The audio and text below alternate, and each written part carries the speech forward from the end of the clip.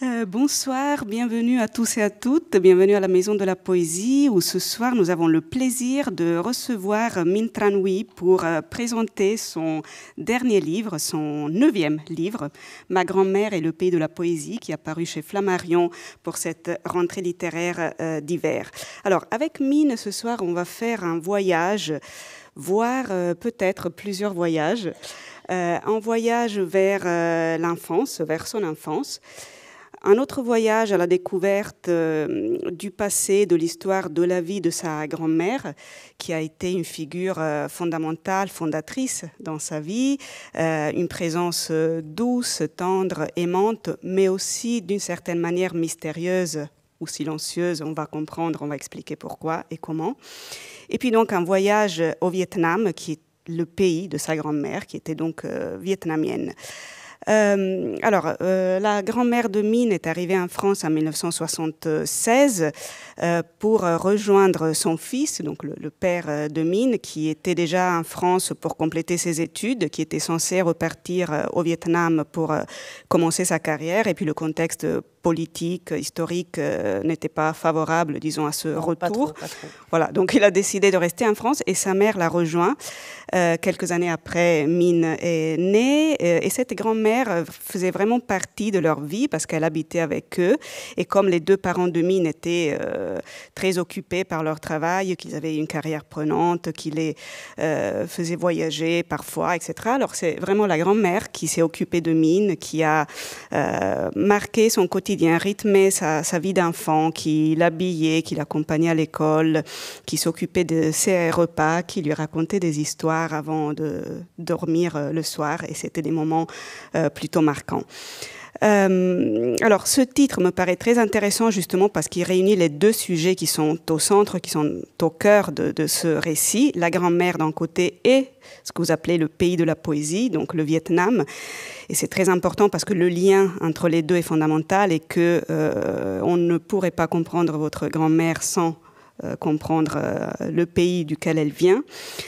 La toute première phrase de votre livre, Minh, est la suivante. C'est une très belle phrase. « L'enfance est une vieille dame aux mains blanches, aux cheveux lisses et aux yeux sombres. » Donc, l'enfance, c'est elle. Votre enfance, c'est elle. Sans elle, ça aurait été autre chose. Et peut-être que vous auriez été autre chose, puisqu'on n'a pas besoin de rappeler ou de souligner l'importance de l'enfance de chacun pour notre construction en tant qu'individu, qu'adulte, pour les phases successives de la vie.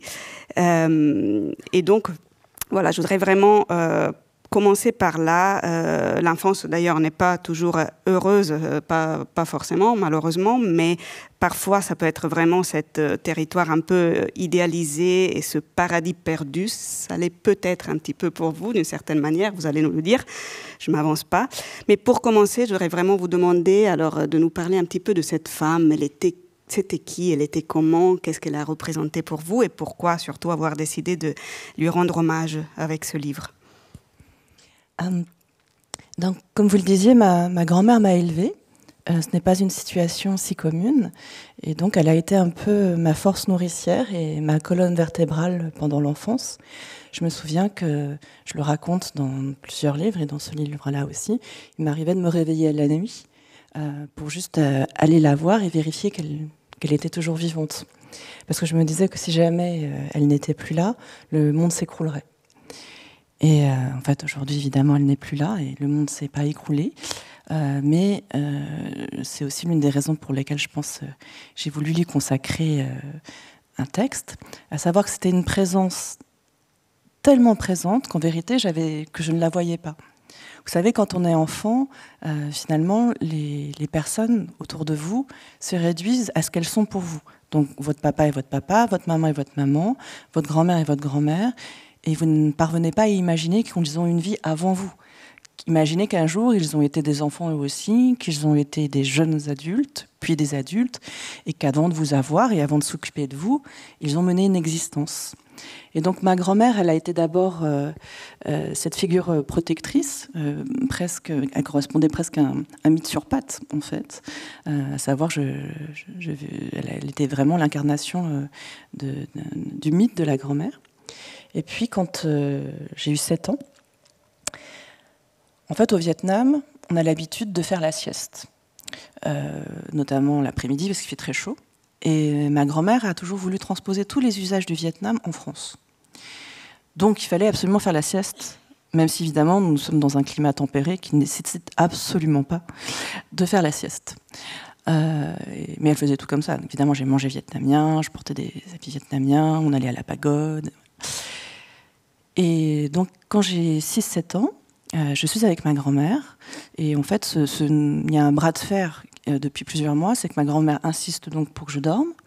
Et moi, évidemment, j'essaye d'attendre que ma grand-mère sombre dans le sommeil pour me tirer du lit, de façon à pouvoir jouer et faire des choses que j'ai envie de faire moi. Et ce jour-là, on arrive à un compromis, à savoir que je suis avec ma grand-mère, mais donc ni l'une ni l'autre ne dort, mais j'accepte de rester là tant que je peux parler un petit peu avec elle. Et je fais une remarque sur sa bague, dont je pense que c'est son alliance, qui est une bague en or, mais qui est une bague en or qui est totalement déformée, comme si c'était de la pâte à modeler dorée.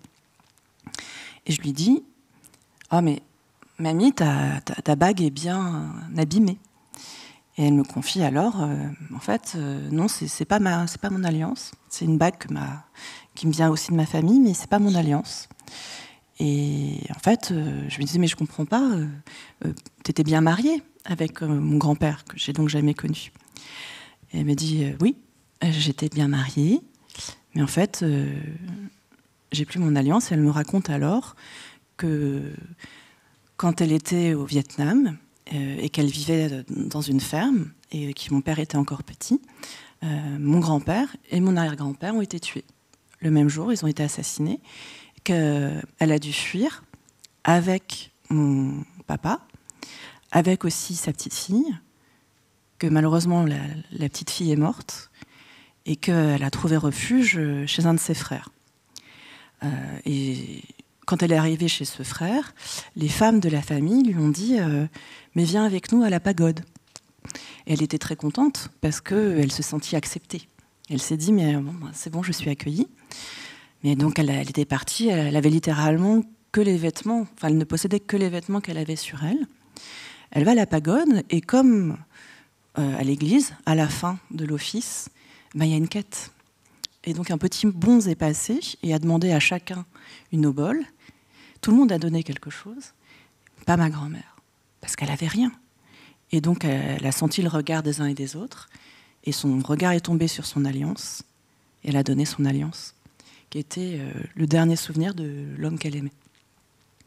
Et là, en fait, le monde s'est vraiment ouvert en deux, et je me suis aperçue que j'avais ma grand-mère aimante, constante, dont l'étreinte à chaque fois me permettait de me dire que rien ne pouvait arriver de mal en ce bas monde, mais qu'avant, elle avait eu cette histoire-là, qu'elle avait eu une histoire tragique, et j'ai pris conscience tout d'un coup qu'il existait tout un passé dont ni elle ni mes parents ne m'avaient jamais parlé jusqu'à ce jour.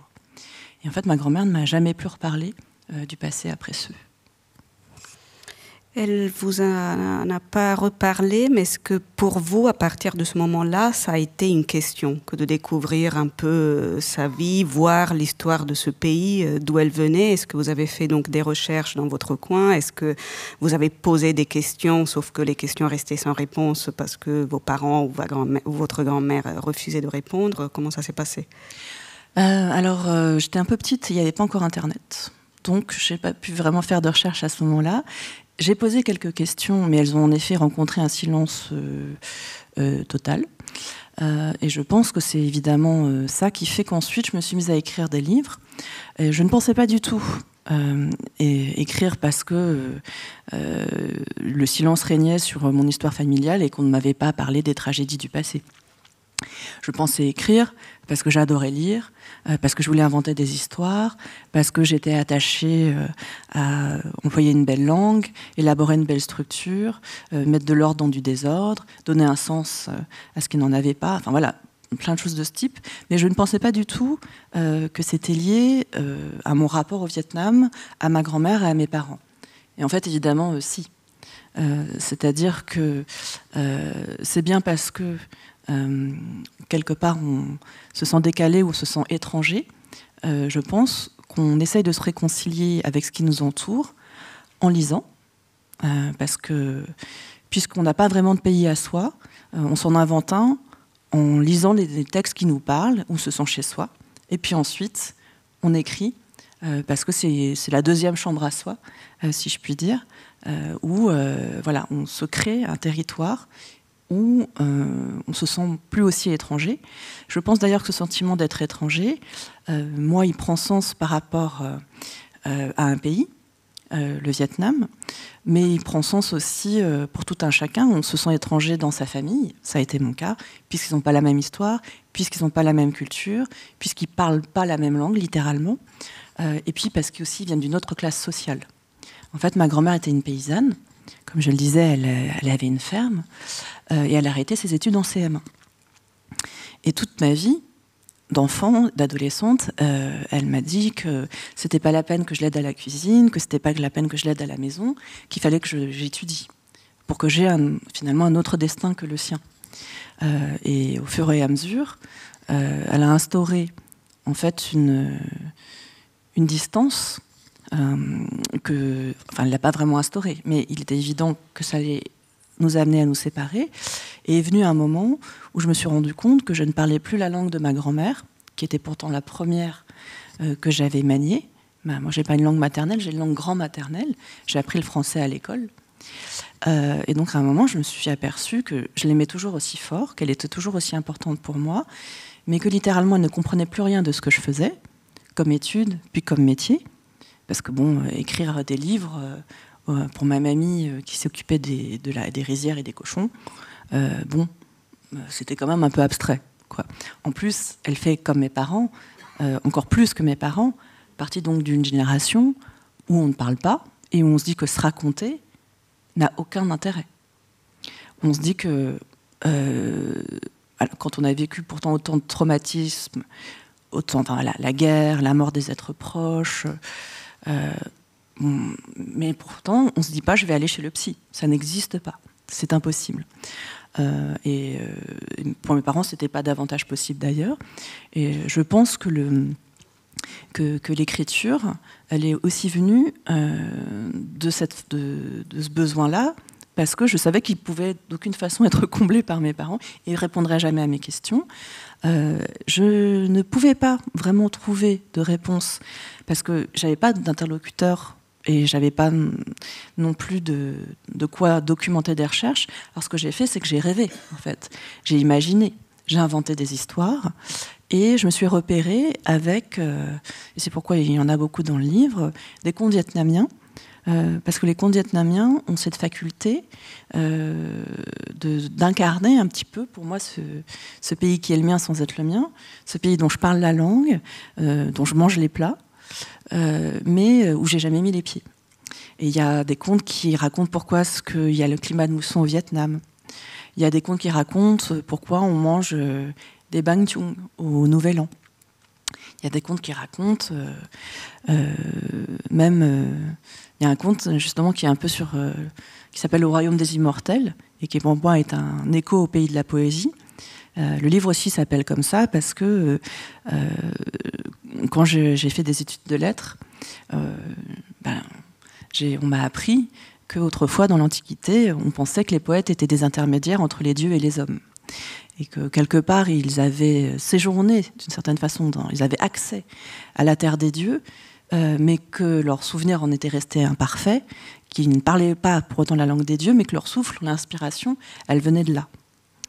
Et il existe un conte vietnamien dont je me suis aperçue qu'en fait, il racontait exactement le destin d'un poète et comment sa poésie était née de ce sentiment de déchirement de naître de nulle part. Et c'est vrai que c'est pour ça que le conte est là, au centre du livre, et qu'il renvoie à ce que représente finalement le Vietnam pour moi, parce que je ne pense pas que le vrai Vietnam m'intéresse vraiment. Ce qui m'intéresse, c'est plutôt le symbole, c'est plutôt le fait qu'il soit prétexte à, parce que je pense que tout un chacun, à un moment ou à un autre, on s'est senti un étranger, et on n'a pas besoin d'être un exilé de fait pour se sentir étranger. Donc moi, je me suis appuyée sur le Vietnam pour qu'il devienne une métaphore d'une terre des origines, en sachant très bien que, en vérité, peut-être personne ne se sent vraiment à sa place nulle part, et que le moyen de trouver une place, c'est, comme je le disais, soit de lire, soit de reprendre la main en racontant son histoire ou en racontant des histoires. Je voudrais rester un moment justement sur l'importance de ces contes que vous insérez dans le livre, parce que le fil de la narration qui raconte donc l'histoire de cette grand-mère et puis de comment votre rapport avec elle a évolué vraiment jusqu'à une époque relativement récente, enfin jusqu'à quand vous êtes devenu adulte, etc. Il y a ce fil de narration et puis il y a aussi ces contes, comme vous l'expliquiez à l'instant, ces contes qui ont nourri, alimenté votre imaginaire et qui vous ont fait... Alors après, il y a une... interprétation métaphorique, vous l'avez très bien expliqué maintenant, qui s'applique au-delà du Vietnam et qui s'applique à tout le monde. Mais pour vous, c'est vraiment à travers ces contes que vous avez pu imaginer ce pays duquel votre grand-mère venait, et vous l'avez imaginé donc avec des paysages extraordinaires, des animaux, des éléments naturels et surnaturels merveilleux au sens propre. Et puis, il y a un premier voyage que vous faites au Vietnam quand vous avez 10 ans. Et ce que vous trouvez là-bas ne correspond absolument pas à ce que vous aviez imaginé. Donc, est-ce que vous pouvez nous dire 2 mots sur ce voyage et surtout sur l'impact que ça a eu sur vous? Est-ce que ça a été un choc, une déception ou une surprise, quoi d'autre? Ou tout ensemble, peut-être? Alors, c'est vrai que, en fait, quand je suis petite, je pense que le Vietnam, ça doit être le pays des merveilles. Parce que quand je demande à ma mère, par exemple, en allant sur la plage en Vendée, si au Vietnam, il y a des plus jolis coquillages que ceux que je trouve, elle me dit évidemment qu'ils sont magnifiques au Vietnam. Elle me dit que son pays, il est magnifique. Quand mes parents décident de partir là-bas, donc moi, je m'imagine que c'est le paradis sur Terre. Que évidemment les couleurs seront plus intenses, que les sens y seront plus affûtés, que tout y sera plus magnifique et merveilleux que ce que je vis au quotidien en France. Mais je me souviens que mes parents ont hésité d'ailleurs à nous emmener, et à un moment ils nous ont dit mais peut-être qu'il vaudrait mieux que vous restiez ici parce que le voyage va être dur. Parce que le pays, en fait, les conditions sont difficiles. Donc ils nous ont dit, ils nous ont avertis, ma sœur et moi, mais j'ai pas voulu écouter. Donc d'ailleurs, j'ai protesté de toutes mes forces, je ne le raconte pas dans le livre, mais c'est ce qui s'est produit dans la vie, jusqu'à ce qu'ils acceptent de nous emmener. Parce qu'en fait, quand on arrive au Vietnam, c'est les années 89, c'est en 88 ou 89, et donc le Vietnam, en fait, c'est très pauvre. Ça a été fermé au monde pendant des années et des années. Là, ils viennent juste d'adopter ce qu'on appelle la voie Doi Moi. Ça veut dire changer pour faire du neuf. Et l'idée, c'est qu'on garde... En fait, c'est une évolution à la chinoise. On garde le pays, enfin, on garde le dogme communiste, mais on s'ouvre et puis on commence à faire du commerce. Mais sur le coup, je me retrouve à la ferme, donc il n'y a pas l'eau courante, on ne peut évidemment pas se doucher avec de l'eau chaude. Si on veut boire quelque chose, il faut chercher de l'eau au puits, et puis c'est filtré avec du coton. Et puis il y a des choses toutes simples et toutes bêtes. Par exemple, il n'y a pas de bonbons au Vietnam. Pour une enfant de 8 ans, je peux vous jurer que c'est compliqué. Vous êtes là, il n'y a pas de bonbons Haribo, ça n'existe pas. Il n'existe rien, en fait, de ce à quoi je suis habituée. En plus, je tombe super malade, parce que mon petit estomac occidental arrive et ne comprend pas que, il y a des microbes, en fait, et qu'il y en a beaucoup au Vietnam. Et donc, je suis revenue en fauteuil roulant, du pays des origines, des merveilles, du paradis sur Terre. Donc, oui, on va dire que la chute a été dure. En plus, j'ai déliré tellement j'avais de la fièvre. Enfin bon, ça a été cauchemardesque, littéralement. Et je pense que le fait de me prendre vraiment la réalité en pleine figure a aussi créé ça, c'est-à-dire ce sentiment de, mais en fait, le pays où je me sens chez moi, il n'existe pas. Peut-être que j'aurais pu imaginer qu'il existait, mais j'y suis allée, et en fait, non. Et en fait, le Vietnam dont j'ai rêvé, justement, c'est un rêve. Donc, ce qui m'intéresse, c'est le rêve, c'est le fantasme, et c'est la distance vis-à-vis du fantasme, et comment est-ce qu'on peut la mettre en mots, et comment est-ce qu'on peut, de cette perte-là, ou de cette douleur-là, peut-être tirer une forme de poésie. Vous venez de l'expliquer, quand vous arrivez, vous mesurez à quel point vos conditions de vie et puis même vos habitudes et puis même les valeurs sont différentes de ceux et celles qui sont là-bas, qui appartiennent à votre famille. Vous mesurez toute cette distance qui n'est pas que géographique, donc. Et vous dites dans votre livre « Je n'y étais pour rien, mais je m'en voulais ». Donc je voulais vous interroger sur cette phrase, sur ce sentiment-là. Est-ce que vous vous en voulez toujours? Est-ce que vous avez fait la paix avec cette distance entre vous et votre famille d'origine? Oui, alors évidemment, quand vous arrivez au Vietnam, vous rencontrez, au bas mot, 30 cousins, cousines. En plus, vous êtes incapable de leur parler. Pourquoi? Parce qu'en vietnamien, il n'y a pas de jeu de tu, de il, de nous ou vous. En fait, on se désigne par rapport à la position qu'on occupe par rapport à l'autre.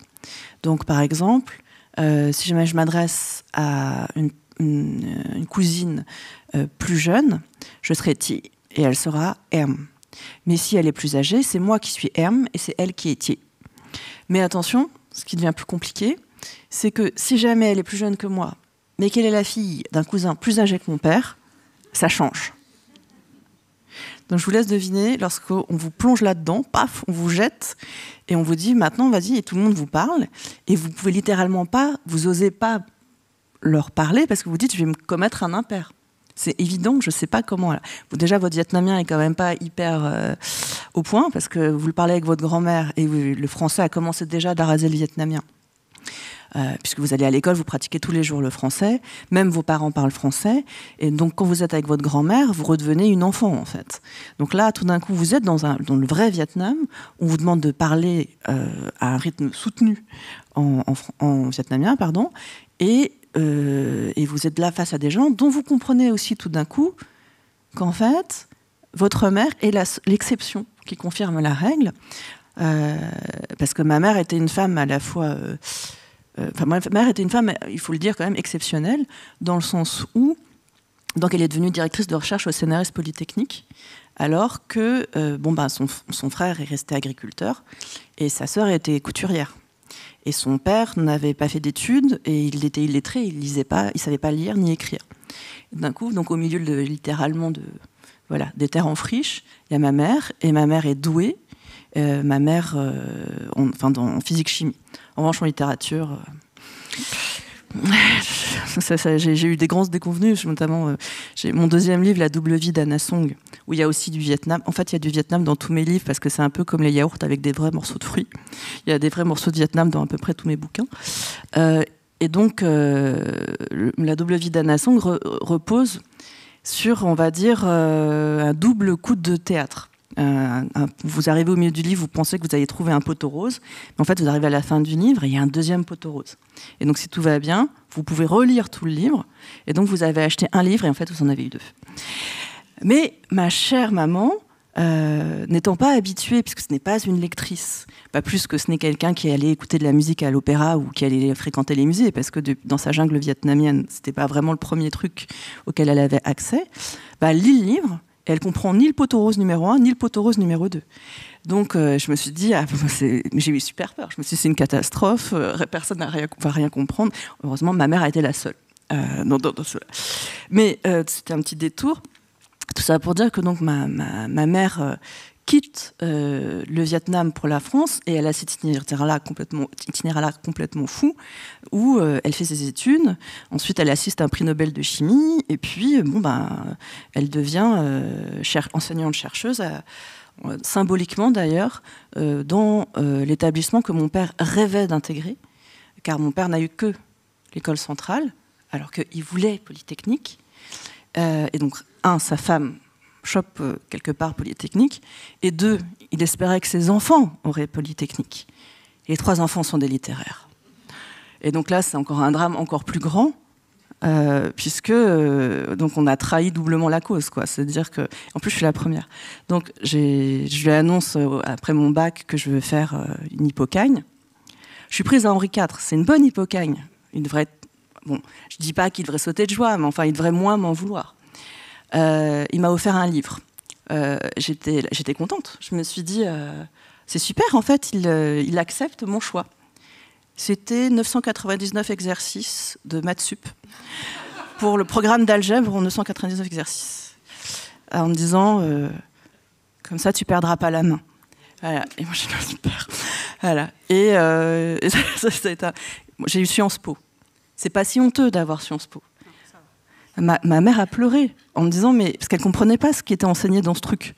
Donc elle était là, mais qu'est-ce que tu vas faire après? Tu vas être au chômage. Donc, vous voyez, voilà, on n'a pas les mêmes, s'ils ont l'air d'avoir intégré les codes, en fait, pas du tout. D'ailleurs, on parle souvent des transfuges de classe. En vérité, il y a eu, ça s'est fait en 2 étapes dans notre famille. C'est que mes parents, ils ont eu les diplômes prestigieux et les carrières qui, a priori, allaient à peu près avec. Mais en revanche, ils mangeaient comme des paysans vietnamiens, ils parlaient comme des paysans vietnamiens, ils se tenaient comme des paysans vietnamiens, et ils avaient les loisirs de paysans vietnamiens. Et c'est la génération suivante, donc ma sœur, moi-même, mon frère, qui avons quelque part appris les codes, assimilé les codes et rajouté un étage de distance. Et tout ça pour dire que j'ai totalement quitté votre question initiale et j'en m'en excuse. C'est pas grave, c'était très intéressant. Mais cela dit, c'est pas totalement dénué de rapport, à savoir que on me dit que c'est ma famille. Et en fait, je m'y reconnais pas du tout. Je peux littéralement même pas m'adresser à eux. Je comprends qu'ils ont eu une vie vraiment terrible, c'est-à-dire que tout le monde est super pauvre, qu'on n'était pas sûr d'avoir à manger tous les jours, qu'ils étaient coincés dans un monde sans aucune perspective, sans aucun avenir. Et moi, j'arrive à 8 ans et j'ai l'impression d'être une pourrie gâtée de chez pourrie gâtée, ce qui est vrai par rapport à eux. Et donc, cela vient se superposer à ce sentiment de malaise, à savoir que non, je ne suis pas dans le paradis de mes rêves de petite fille, je suis dans un pays pauvre et dévasté par la guerre, où il y a eu un nombre de morts incommensurable, et où personne d'ailleurs ne parle de ces morts, parce que c'est dangereux de parler des morts au Vietnam, parce que si jamais, par exemple, comme mon grand-père et mon arrière-grand-père, ils ont été assassinés par les communistes, on ne peut pas en parler. Parce que si jamais une oreille indiscrète traîne, vous pouvez être dénoncé. Et vous finir en camp de rééducation, comme le malheureux oncle qui a recueilli ma grand-mère et mon père, et qui est mort. Il y a beaucoup de morts dans ce livre, je suis désolée. C'est un peu qu'à votre famille. Mais donc, bon, là, en fait, là, vous comprenez que oui, vous aurez toujours une culpabilité plus ou moins grande, plus ou moins obscure, mais c'est la culpabilité des survivants. Je pense que ma grand-mère l'a vécu aussi, que mon père et ma mère l'ont eu aussi, mais que, comme toujours, ils n'en parlent pas. Et donc, pour vous donner une idée, si vous voulez, ma mère n'était pas contente du personnage de la mère dans mon premier roman, La princesse et le pêcheur, où il y a déjà des contes, et il y a déjà ma grand-mère. Mais c'est un roman, tandis que là, c'est la version, on va dire, qui se veut récit. Même si en fait il y a plein de passages inventés, parce que par exemple je raconte la rencontre de mon grand-père et de ma grand-mère, leur amour fou et tout, mais en fait j'en ai aucune idée. C'est dommage là, la déception. J'y avais cru. Voilà. Non mais c'est vrai, je sais que c'était une histoire d'amour intense, parce que ça je sais que c'est vrai. Mais je ne sais pas les circonstances exactes, et je ne sais pas, enfin je sais qu'ils ont été assassinés, mais je ne sais pas comment ils vivaient, comment est-ce que... Voilà.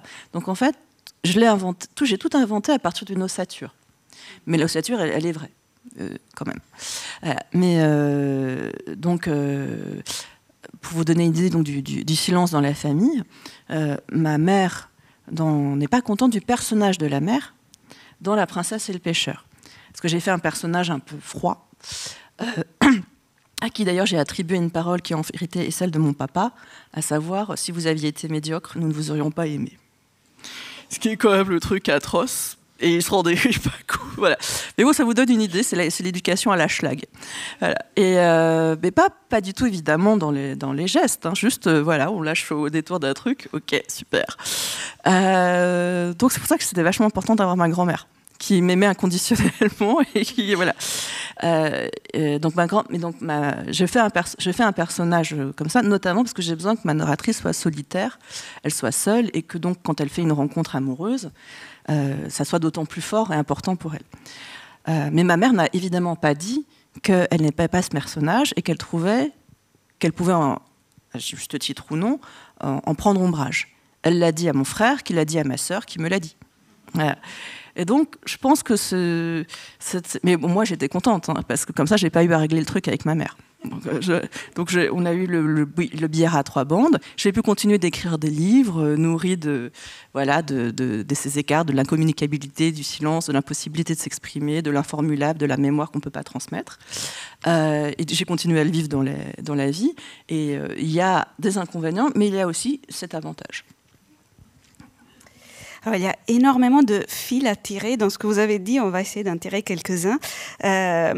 Alors, une première question sur comment vous avez vécu, étant enfant, notamment, et peut-être encore maintenant, cette double appartenance, cette double origine. Alors, dans votre livre, vous le dites d'une manière très claire, vous dites « je suis française ». Vous dites « là-bas, c'est pas chez moi ». Enfin, c'est pas chez moi. Ça, c'est les mots qui m'ont marqué, et on comprend pourquoi. Parce que vous êtes né en France, que votre passeport est français, mais vous dites que vous êtes française par la langue, pas par le lieu de naissance, pas par le passeport. C'est très intéressant, on va peut-être y revenir si on a le temps. Mais comment vous avez donc vécu cette double appartenance? Parce que vous viviez en France, vous alliez à l'école en France, vos copains, copines étaient françaises, mais puis vous rentriez, vous aviez une grand-mère qui parlait vietnamien, qui cuisinait vietnamien, qui vous racontait des contes, comme on l'a dit, et qui restait lié donc à toute une identité. Donc, est-ce que pour vous, c'était juste une richesse, c'était quelque chose en plus? Est-ce que c'est quelque chose qui a pu vous gêner d'une manière ou d'une autre, à un moment ou à un autre? C'était quoi? Bon, en fait, je pense que quand on est enfant, on le vit assez naturellement. C'est-à-dire que votre esprit est plastique. Donc, vous voyez bien qu'à la maison, c'est pas pareil qu'à l'école. Mais donc, vous voyez, ah ben tiens, chez moi, c'est Bouddha, mais ici, on parle de Jésus-Christ. OK ? Effectivement, moi, je mange tout le temps du riz, mais à la cantine, manifestement, c'est pas ça. Bon, en fait, on apprend assez facilement à naviguer et on s'adapte. On s'adapte et de la même façon qu'on parle français comme on parle vietnamien. En fait, c'est comme si, en même temps, vous aviez une sorte de culture parcellaire, reconstruite et fantôme qui planait. Parce que c'est pas le vrai Vietnam. C'est les signes c'est plus que des signes d'ailleurs, parce que manger du porc au caramel, c'est un truc vraiment viet. Mais voilà, vous mangez vietnamien chez vous, votre grand-mère a un hôtel des ancêtres, enfin, vous avez un hôtel des ancêtres chez vous, on va à la pagode. Tous ces aspects-là font que vous savez que vos parents viennent d'ailleurs, que votre grand-mère clairement vient d'ailleurs. On porte des hausai, vous savez, ces belles tuniques avec des pantalons de satin au moment des fêtes. Bon, quand c'est la fête de l'école, je suis évidemment la seule au moment de se costumer. Moi, je suis en hausai. Je vous annonce que sur les 500 enfants de l'école, je suis la seule en hausai. Voilà. Donc, vous avez très tôt cette habitude-là. Et en plus, j'étais la seule asiatique. Mais ma foi, je pense que la République française, avec son universalisme, avait plutôt bien fait les choses, parce que même si clairement j'avais les yeux bridés et si clairement, je me sentais différente, tout en me disant que j'étais pas moins française. Et d'ailleurs, alors que tous mes repères, je sais pas, les livres que je lis, ensuite les films que je vois, l'histoire que j'étudie, évidemment, on ne parle jamais du Vietnam. Moi, je connais la Seconde Guerre mondiale, la Gestapo, les nazis, d'accord. Ça, je sais. Mais évidemment, la guerre d'Indochine, les guerres de décolonisation, sur le Vietnam, je ne parle pas de l'Algérie, mais sur le Vietnam, on ne sait rien. Même la guerre du Vietnam avec les États-Unis, qui pourtant est une guerre quand même fondamentale, géopolitiquement parlant, j'en connais pas grand-chose. Donc, je dirais que tout ça reste en sourdine, jusqu'au moment où en fait le fantôme qui plane simplement devient de plus en plus épais, et qu'en fait vous vous rendez compte aussi que le lien avec la grand-mère, le lien avec les parents se distend de plus en plus, que les malentendus se creusent, et qu'à ce moment-là, en fait, votre sentiment d'être étranger, votre sentiment d'être exilé dont je parlais, vous commencez à le projeter sur cette identité perdue, alors qu'en fait, elle n'a jamais été présente. D'ailleurs, même pour mes parents, le Vietnam dans lequel ils ont vécu, il n'existe plus. Et quand ils sont retournés au Vietnam, ou quand ils y retournent, enfin ma mère n'est plus de ce monde, mais mon père est encore de ce monde, là il est au Vietnam précisément, de toute façon ça n'a plus rien à voir avec le pays de son enfance, le pays de sa jeunesse, il a disparu. Et à chaque fois qu'il y revient, le pays a changé. Donc ce que j'ai surtout compris, et je pense qu'on le comprend tous, c'est que notre monde et notre vie sont jalonnées de ruptures. Elles sont jalonnées de moments où on se sent comme ça séparé, où on se sent divisé, et qu'on sait qu'on ne pourra jamais restaurer tout ce qui a été cassé, tout ce qui a été brisé, tout ce qui a été perdu, mais on apprend à vivre avec. Et c'est bien pratique, ma foi, pour écrire des livres. L'exil, évidemment, est au centre de l'histoire, de la vie de votre grand-mère et puis même de vos parents. Alors, on a compris qu'on ne peut pas trop compter sur leur témoignage direct et ouvert pour comprendre voilà, ce que ça a été pour eux. Mais est-ce que vous, qui avez vécu avec eux, vous croyez qu'ils l'ont vécu comment? C'est-à-dire, ça a été vraiment uniquement quelque chose de douloureux, quelque chose qui a signifié être arraché à leur pays, ou bien plutôt la possibilité d'une ouverture vers quelque chose, vers un futur plus prometteur, enfin vers un pays qui avait un contexte qui permettait d'imaginer des choses plus heureuses pour le futur? Non, ils l'ont subi. C'est-à-dire que mon père et ma mère, quand ils sont venus en France, ils étaient très contents de venir en France, ils étaient très contents de pouvoir faire leurs études à Paris, mais leur idée avait toujours été de se dire un jour on reviendra. Un jour on reviendra et on participera à la reconstruction du pays. Et d'ailleurs, tout ça est très lié à cette notion également d'avoir une place ou d'avoir une maison, quelque part, une chambre à soi. C'est-à-dire que mon père... au moment où il sort de l'école centrale, une entreprise lui fait un pont d'or et lui propose de l'embaucher. Et il se dit, en 3 ans, j'aurai de quoi acheter une maison pour ma mère, parce que ma grand-mère, donc depuis littéralement que mon père a 7 ans, elle vit en parente accueillie par charité. C'est pas mal aussi dans le genre pour se sentir bien étranger au sein de son propre pays, de sa propre famille. Mais elle vit de la charité de son frère. Même si elle travaille, même si... c'est un peu une légende vivante, ma grand-mère, là-bas. Et c'est ça aussi qui m'intéressait, c'est d'intégrer en fait les dimensions inconnues d'une même personne. À savoir que en France, ma grand-mère est quelqu'un pour moi, et au Vietnam, tout d'un coup, on m'en parle tout à fait autrement. J'ai l'impression que c'est une héroïne. C'est une héroïne. Je découvre que c'est une héroïne. Et je découvre d'ailleurs que l'héroïsme est souvent caché sous le quotidien. Je découvre que ma grand-mère, qui n'aurait jamais l'idée de se raconter, qui n'aurait jamais l'idée de se dire qu'elle est un personnage, elle est un personnage. Et qu'elle a un destin en quelque sorte fabuleux. Et que ce n'est pas un héroïsme peut-être à la mode, dans la mesure où on a plutôt tendance dans nos sociétés à magnifier l'exploit individuel. C'est un héroïsme de survivante ou de résiliente. Je n'aime pas le mot résiliente non plus pour d'autres raisons. J'aime pas le mot de résiliente parce que j'ai l'impression que vous savez que vous prenez c'est comme si vous traversiez un tunnel et tout est noir, mais qu'il y a la lumière au bout. Et que la résilience m'évoque cette idée qu'une fois qu'on a surmonté l'épreuve, c'est fini. Alors qu'en fait, les épreuves, elles ne se surmontent pas totalement jamais. C'est-à-dire que le noir, il revient toujours. Vous retrouvez la lumière aussi, mais le noir revient. Et je pense que ma grand-mère et mon père l'ont vécu aussi comme ça. Et j'ai oublié votre question, du coup, avec mon tour sur la résilience. Ah, je l'ai oublié aussi. Ah oui, ça y est. Donc le rêve de mon père, c'était de donner à ma grand-mère une maison, donc une place. Donc on en revient, voilà, mes parents, ils ont voulu faire concrètement ce que moi j'essaye de faire symboliquement avec mes livres. Donc il se dit, je reste 3 ans et j'ai de quoi faire une maison pour ma mère. Donc il reste, sauf qu'évidemment, c'est la chute de Saigon, les communistes prennent le pouvoir, et donc le rêve s'écroule avec, et ma grand-mère, et encore elle a de la chance, peut quitter le Vietnam, réussi à quitter le Vietnam pour venir en France. Mais eux, leur rêve, c'était de revenir au pays. Ensuite, il est arrivé un moment où ils se sont aperçus que ça faisait plus longtemps qu'ils vivaient en France, qu'ils n'avaient jamais vécu au Vietnam, qu'ils ont quitté à 18 ans. Et que même si le français n'est pas leur langue naturelle et que le climat français n'est pas le climat auquel ils étaient habitués, ils revenaient au Vietnam.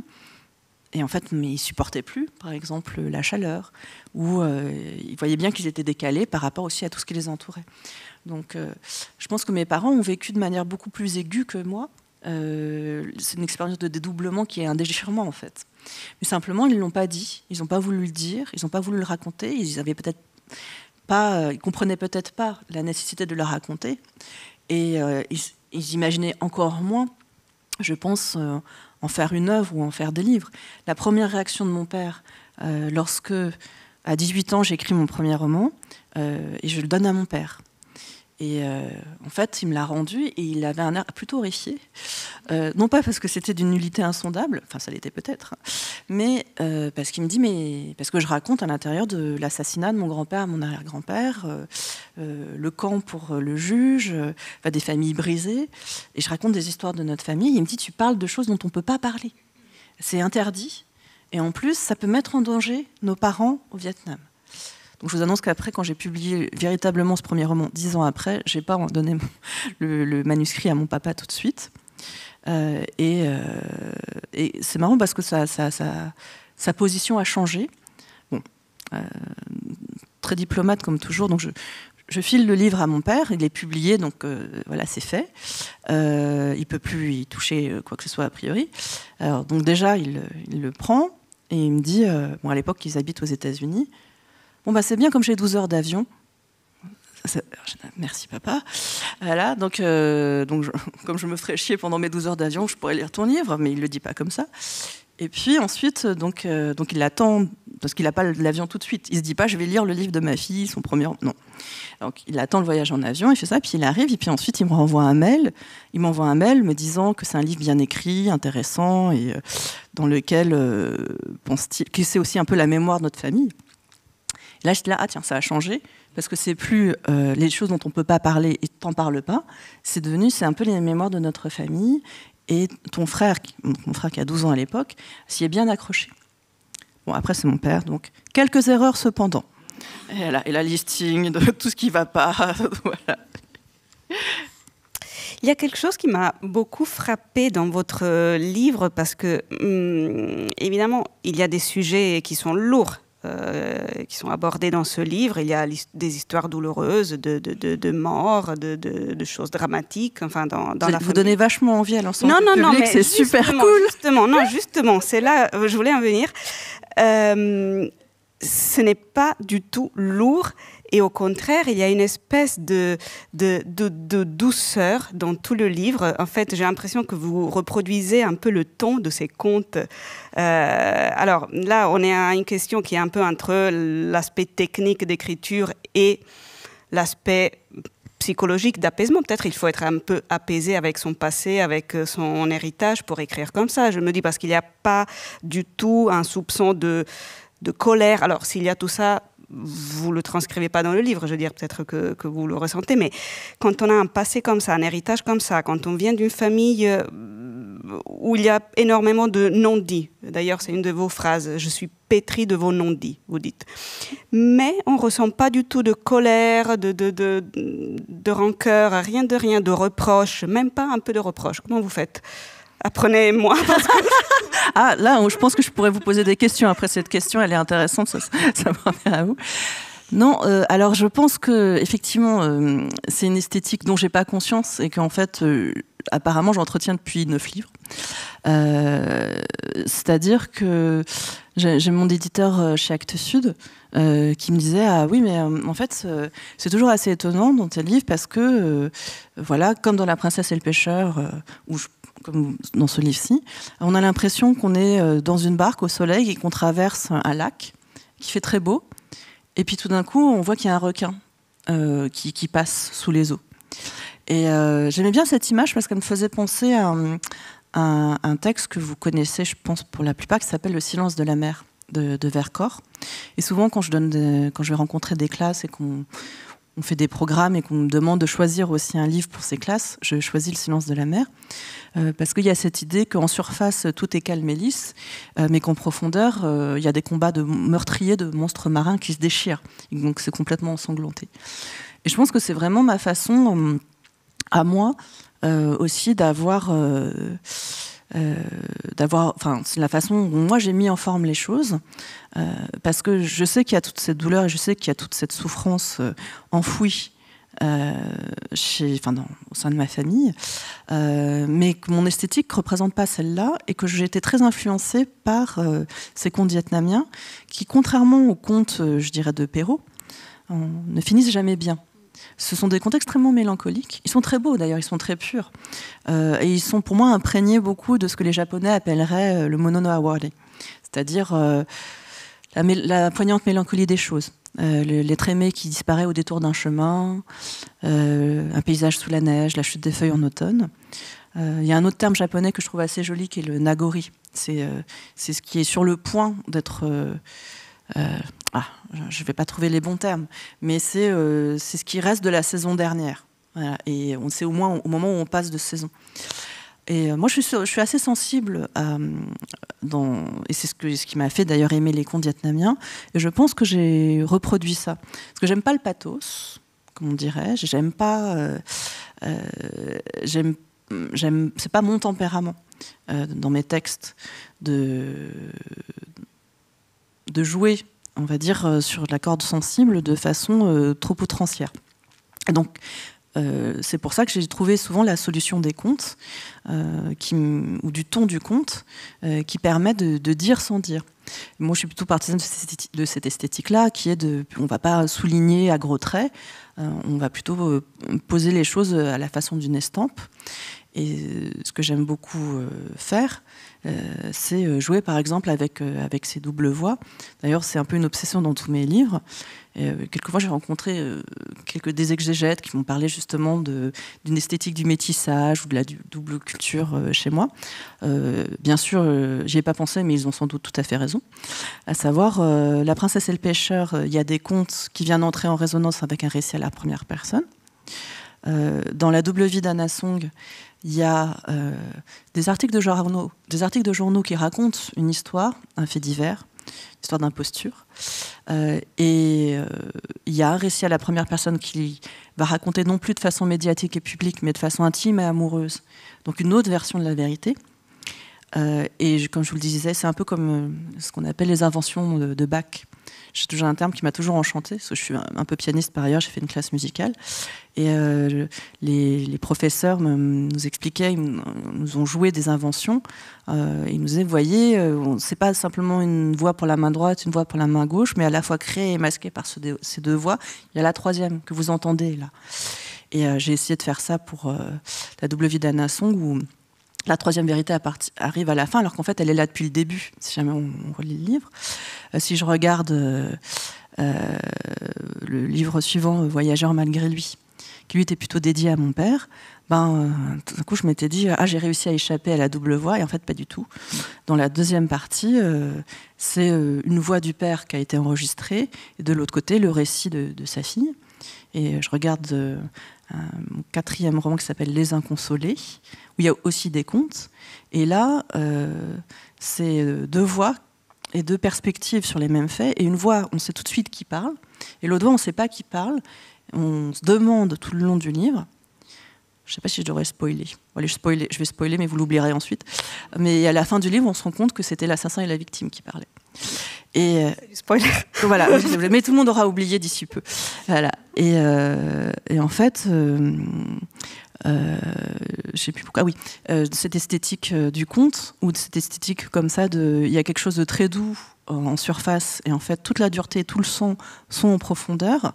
C'est quelque chose qui revient, mais je pense que c'est mon tempérament, en fait, d'écrivain. Enfin, mon personnage, j'en ai aucune idée de ce point de vue, mais en tout cas, ma façon, pour moi, vu la lourdeur ou la tristesse ou les drames que parfois je dois raconter, ma façon de le faire passer, eh bien, c'est d'utiliser une langue simple, pure, et si possible assez musicale, assez délicate, avec ce jeu avec les stampes, ou ce jeu avec les contes, ou ce jeu avec la poésie.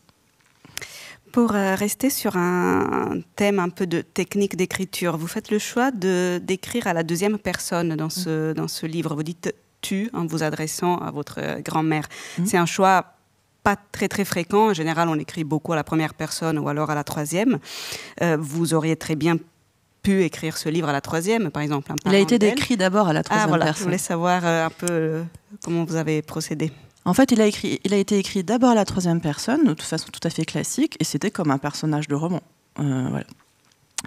Et en fait, ce livre a été commencé alors que ma grand-mère était encore vivante, et à la troisième personne. Je fais ce portrait, où je raconte en même temps son lien avec moi, et je m'arrête là. Je m'arrête là parce qu'en fait, je ne trouve pas de conclusion, je ne trouve pas de chute, donc je ne trouve pas de sens à l'ensemble du texte. Et d'ailleurs, j'y trouve tellement pas de sens que je l'oublie complètement.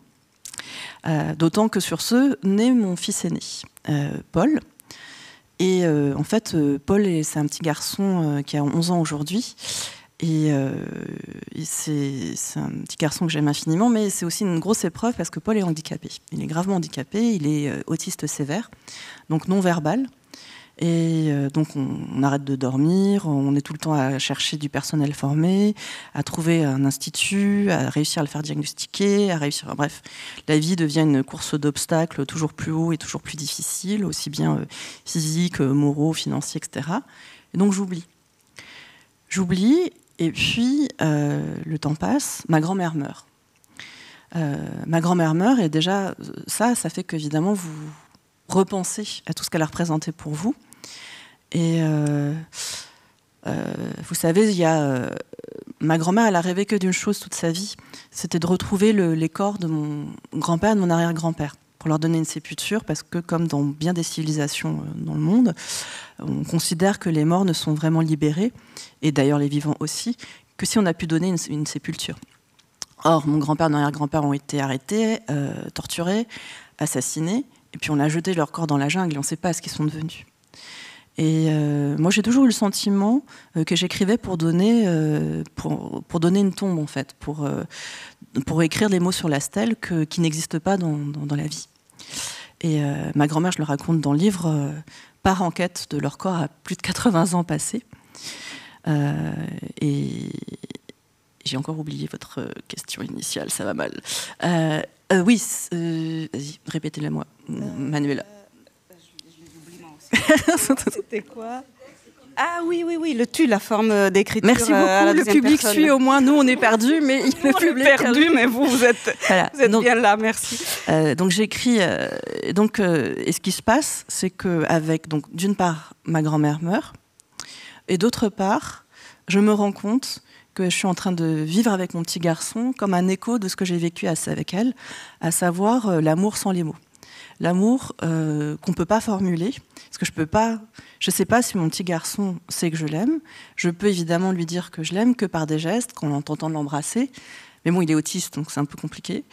Donc je ne sais pas si il sait que je l'aime et ce qu'il ressent, enfin ce qu'il peut sentir. Je ne sais pas comment il pense, je ne sais pas s'il pense comme nous, en tout cas comme nous on pense. Et inversement, je ne sais pas s'il m'aime, parce qu'il n'a pas les mots, donc il ne va pas me le dire. On communique avec des petites images. Il a 18 mois d'âge mental et il les aura toute sa vie. Bon. Et donc cet amour qui ne peut pas se dire... En moi, je me souviens qu'en fait, avec ma grand-mère, j'ai vécu une expérience semblable dans la mesure où il est venu un moment où je ne pouvais plus lui parler de ma vie et qu'elle ne pouvait plus me comprendre. Et pourtant, je l'aimais tellement fort et j'aurais tellement aimé pouvoir le lui faire ressentir. Et je ne pouvais pas le faire ressentir autrement que lors de déjeuners dominicaux où on est tous là. Et en fait, on parle tous en français. Et ma grand-mère, elle est en bout de table et moi, je suis juste à côté d'elle. Et elle est seule, en fait. Donc je lui prends la main, ou je la caresse, ou je lui fais un bisou, pour pouvoir lui dire que je l'aime. Voilà. Et donc le livre fait, je pense, le pont entre ces deux silences, ces deux amours qui ne peuvent pas se dire. Et c'est là que j'ai trouvé ma conclusion, à la fois avec la disparition de ma grand-mère et cet écho avec mon fils. Et ce qui se passe, c'est que Du fait qu'elle est morte, je pense que c'est pour ça que j'ai utilisé l'adresse, le tu, parce que c'est une façon de la faire vivre encore un peu, de garder, de prolonger un peu, ou voire même de faire exister un dialogue qui n'existait plus dans la vie. Puisque là, je peux l'avoir dans le livre. Et les livres, c'est aussi un endroit où les morts vivent encore un peu, où on garde trace de ce qui a été. Et dans ce livre-là, en tout cas, c'était le cas. Par ailleurs, il se trouve que, en fait, c'est un peu le troisième volet enfin, on n'a pas du tout besoin d'avoir lu les autres, mais d'une sorte de trilogie familiale, où mon premier, c'était Un enfant sans histoire, où je racontais l'histoire de mon fils aîné, et je l'entremêlais avec l'histoire d'une autiste dite Asperger, donc surdouée, ou qui a réussi à parler, qui a réussi à trouver les mots, qui est devenue une sommité dans son domaine. Et c'était un livre sur à la fois la différence lorsqu'on l'accepte, parce qu'elle devient intéressante pour la croissance, parce qu'elle est excentrique, parce qu'elle est une forme de génie, et de l'autre côté, la différence qui fait peur, la différence qu'on veut enterrer, la différence qu'on ne veut pas voir, qui est incarnée par mon petit garçon. Et donc c'était un livre que j'ai dédié à Paul, et l'exergue, c'était pour Paul qu'il n'ira pas ce livre, parce qu'en fait, quelque part, je m'adresse à lui, tout en sachant que c'est une adresse qui est inutile, mais qui, j'espère, n'est pas vaine, puisque le livre existe tout de même. Et en fait, j'ai écrit ensuite un deuxième livre, et là, c'était sur son petit frère, Serge, parce que je me suis retrouvée confrontée à une autre impossibilité, à savoir que Serge, il a 4 ans aujourd'hui, il est actuellement avec une babysitter, et il m'a dit « Mais maman, pourquoi tu pars encore ?» Et je dis « Non, mais tu comprendras plus tard. » Voilà. Et mon petit garçon, comment il lui expliquait « Alors, ton frère est autiste, il a un handicap, c'est pour ça qu'il te tape. En fait, il ne te tape pas parce qu'il ne t'aime pas, mais parce qu'il, sensoriellement, en fait, il ne supporte pas le bruit que tu fais. Enfin, c'est impossible. » Voilà. Donc, le gamin a 3 ans, c'est impossible. Donc, il y a eu 2 motivations. À savoir, je me suis dit, tiens, à 18 ans, il risque de me dire, comment ça se fait que Paul a un livre et moi pas? Donc je me suis dit, allez, on anticipe, 18 ans à l'avance, on prévoit, ça c'est très vite. Attention à votre mari. Hein. Voilà, un livre pour lui. Voilà, donc je me suis dit, bon, comme ça, il aura son livre. Et par ailleurs, le fait de ne pas pouvoir lui dire dans la vie, donc je l'ai fait dans un livre, et c'est une adresse d'ailleurs, c'est un tu où je m'adresse, puisque c'est une lettre, et que ça appartient à une collection, dont le thème c'est écrire une lettre, écrivez la lettre que vous n'avez jamais écrite. Donc moi j'ai choisi la lettre à mon petit garçon. Voilà. Et en fait, finalement, j'ai un petit point commun avec les artistes conceptuels, c'est que j'aime bien l'idée de reprendre des motifs, des thèmes, mais aussi des procédés, des façons de raconter, et de voir comment elles vont prendre un sens différent selon les livres. Donc j'utilise l'adresse à mon fils dans Ton frère, parce que donc il est trop petit. Et là, j'utilise l'adresse à ma grand-mère, parce qu'elle n'est plus là. Donc ni l'un ni l'autre ne peuvent m'entendre. Bon, la différence, bien sûr, c'est que mon fils pourra peut-être, s'il le désire, si ça ne l'embête pas trop, lire le livre qui lui est dédié. Ma grand-mère, non, évidemment. Mais c'est pour ça aussi que l'adresse est revenue, donc, à la fois par rapport à ce texte précédent et par rapport au fait que ma grand-mère n'est plus de ce monde. Et j'avais l'impression en fait, de vivre dans une sorte de troisième territoire en lui parlant, de troisième réalité, parce qu'on n'est plus dans le passé, on n'est plus dans le présent, on est comme dans une bulle où je peux raconter comment tu es tombée amoureuse, tu le rencontres, vos regards se croisent, vous êtes au marché, et voilà, et on a presque l'impression d'une écriture performative. Ça existe puisque je le raconte de cette façon-là, mais évidemment ça n'existe pas.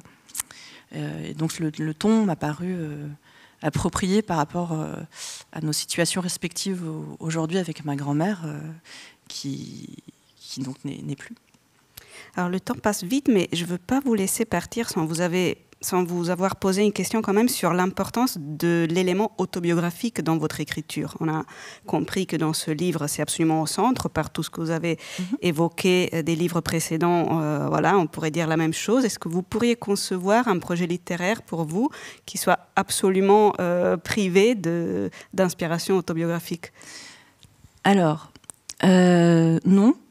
Et je pense qu'en fait, aucun ne peut. Et je vais m'appuyer sur Jean Echenoz, que je l'ai interviewé dans la vie. Je fais votre job aussi, donc j'interviewe des écrivains. Vous vous rappelez des questions pour leur poser? Mais généralement, je me rappelle mieux des questions que... En fait, je parlais avec Jean, et alors, je ne sais pas si vous avez déjà lu des livres de Jean Echenoz, il y a des chances, je pense, ici. Et alors, au cours de la conversation, il me dit, bon, bien sûr, tous mes livres sont autobiographiques.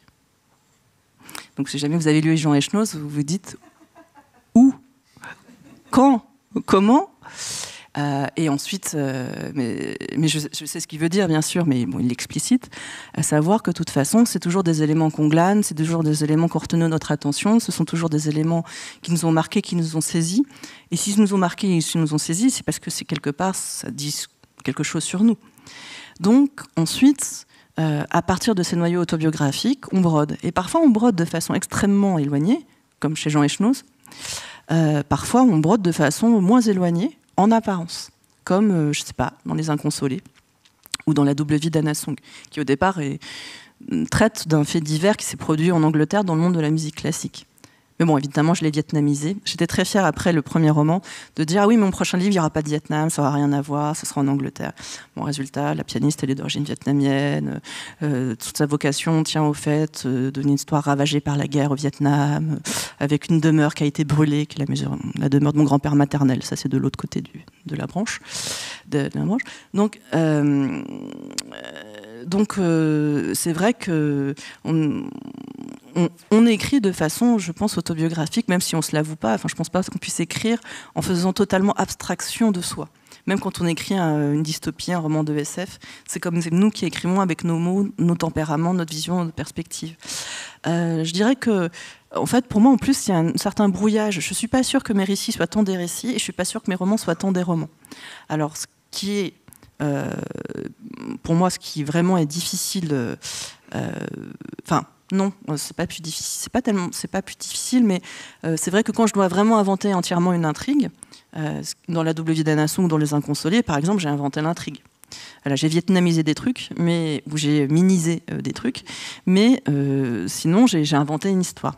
Alors, il se trouve que quand moi je raconte des histoires comme ça, ce sont souvent des histoires teintées de policiers. Donc il y a une énigme, donc il y a un petit puzzle, donc je mets le lecteur sur une fausse piste.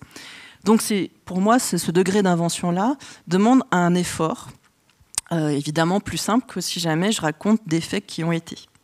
En revanche, je pense que dans la construction, dans le fait de faire revenir des images, dans le fait de faire en sorte que ça entre en écho ici, mais pas là, dans toute la structuration et toute l'élaboration de la forme des textes, le travail est le même.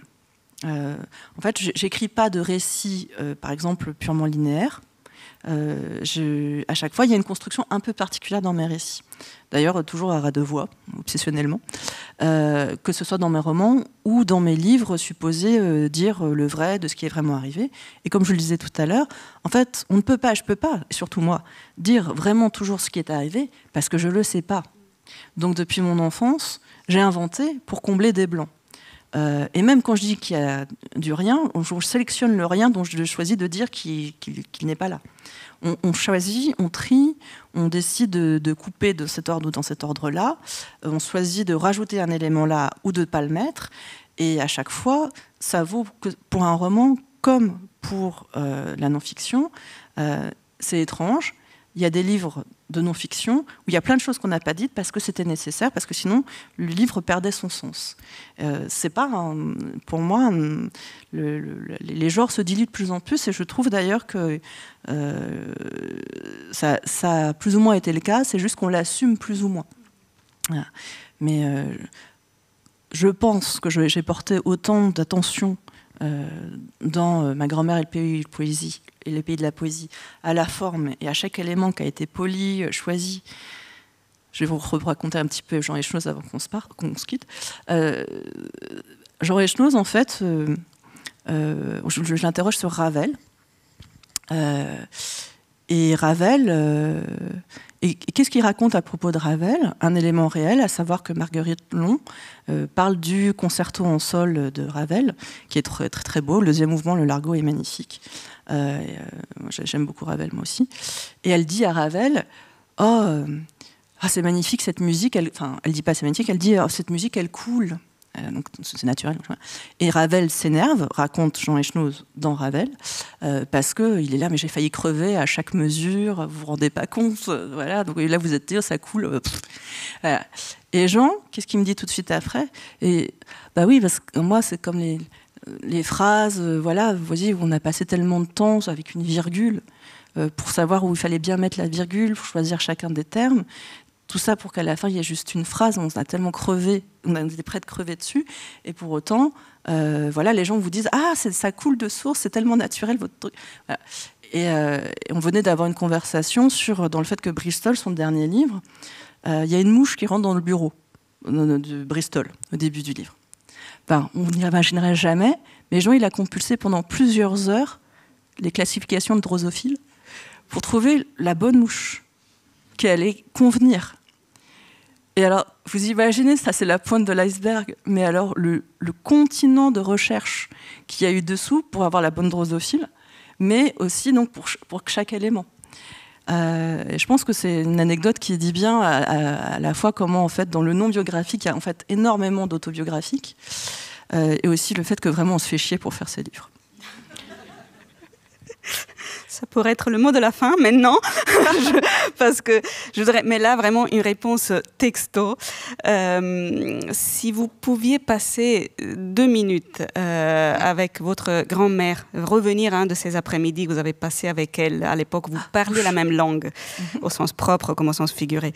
Vous lui diriez quoi et vous diriez quoi à l'enfant que vous étiez à cette époque-là? Je dirais à ma grand-mère qu'elle est la personne la plus importante de ma vie. Je vais vexer et mon mec et mes enfants là. Tu n'étais pas là à cette époque-là. Voilà, c'est ça. Mais je pense qu'effectivement, je pense que je voudrais lui dire à quel point en fait elle a été la colonne vertébrale et que sans elle, je serais jamais devenue la personne que j'ai été, y compris du fait que je suis pas du tout elle, que je suis l'inverse d'elle par mon itinéraire. Mais justement, sans elle, je l'aurais pas été. Je pense que je dirais ça. Et à la petite fille, je lui dirais de mesurer sa chance. Enfin, je lui dirais de... Voilà, enfin, en fait, tu le sais pas, mais c'est des moments... Et en fait, non, je dis ça, et en même temps, c'est pas vrai, parce que je pense que j'étais fondamentalement mélancolique, et que dès l'âge de 3 ans, je me disais « tout n'est que perte ». Voilà, une longue route m'attend où tout ce que j'ai eu qui a été beau va disparaître, tout se fanera. Et donc je pense que malheureusement, dès l'âge de 3 ans, j'en avais conscience et que c'est pour ça que je suis devenue écrivain. Voilà, parce que c'est vraiment un tempérament où le seul moyen de garder un peu trace, c'est là. Et en plus, voilà, on sait bien qu'on est tous mortels et que les livres ne sont pas du tout immortels, contrairement à ce qu'on pourrait imaginer. L'Iliade, l'Odyssée, ça a que 2000 ans. Hein, c'est quand même pas... bon, voilà, c'est par rapport à millions d'années depuis lesquelles nos espèces traînent sur cette terre. C'est quand même vraiment de la roupie de Sansonnet. Donc, j'aimerais... mais je pense que... Donc je suis pas sûre qu'en fait je pourrais lui dire voilà, parce qu'en fait j'en avais déjà conscience. Non, je pense que je lui dirais d'assumer tout de suite, parce qu'on m'a souvent demandé qu'est-ce que ma grand-mère m'avait donné, et je pense que, alors que je pensais vraiment que j'étais une petite mauviette, sans mauvais jeu de mots, eh bien en fait elle m'a donné de l'endurance. Elle m'a donné la capacité à surmonter des épreuves et que je n'aurais jamais pensé que j'avais. Je pensais vraiment que j'étais à côté de mes parents et de ma grand-mère. Franchement, j'étais, comme je le disais tout à l'heure, une petite fille gâtée. Donc, je pense qu'elle m'a donné ça. Et je dirais à la petite fille d'être plus sûre d'elle, d'avoir moins peur, de se dire que voilà, que c'était pas la peine d'avoir un syndrome d'imposture et de transfuge de classe jusqu'à la fin de son existence, que voilà, elle pouvait un peu croire plus en elle-même. C'est bon. Merci beaucoup, Mine. Alors moi, je vous rappelle Ma grand-mère et le pays de la poésie de Mine Tranoui chez Flammarion. Alors je vous signale aussi que le livre est en vente à la librairie qui se trouve juste en face et que Mine est disponible pour une séance de dédicace. J'espère que je vous ai pas trop découragé. Ceux et celles qui le souhaitent. Et puis voilà, je vous dis à bientôt, bonne soirée et bonne lecture. Merci.